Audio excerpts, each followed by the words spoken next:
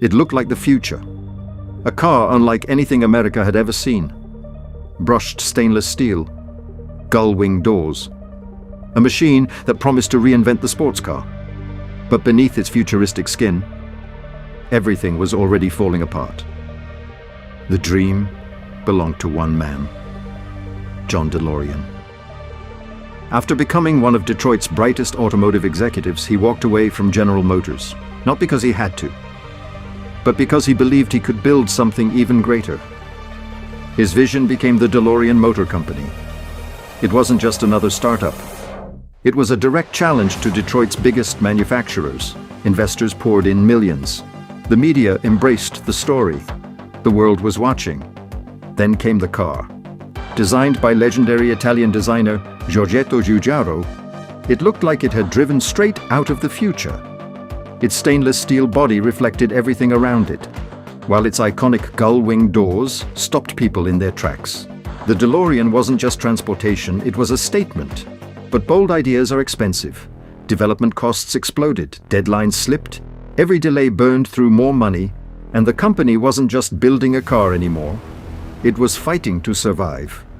To keep the dream alive, production moved to Northern Ireland. Thousands of people depended on the new factory. For many families, the DeLorean represented hope.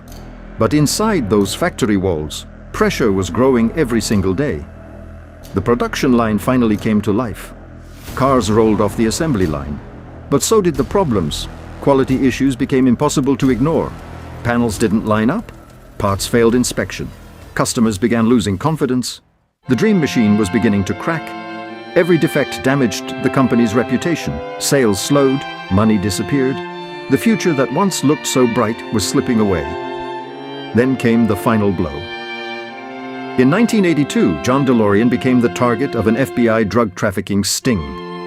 The images spread across newspapers around the world. Although he was later acquitted after arguing government entrapment, the damage had already been done. Investors disappeared. Confidence vanished. The company never recovered. Production stopped. The factory fell silent. Thousands of workers lost their jobs. The company that promised to change the automotive world had run out of time. Most failed cars are forgotten. The DeLorean wasn't. Just a few years later, Hollywood gave it a second life. What had failed in the showroom became immortal on the silver screen.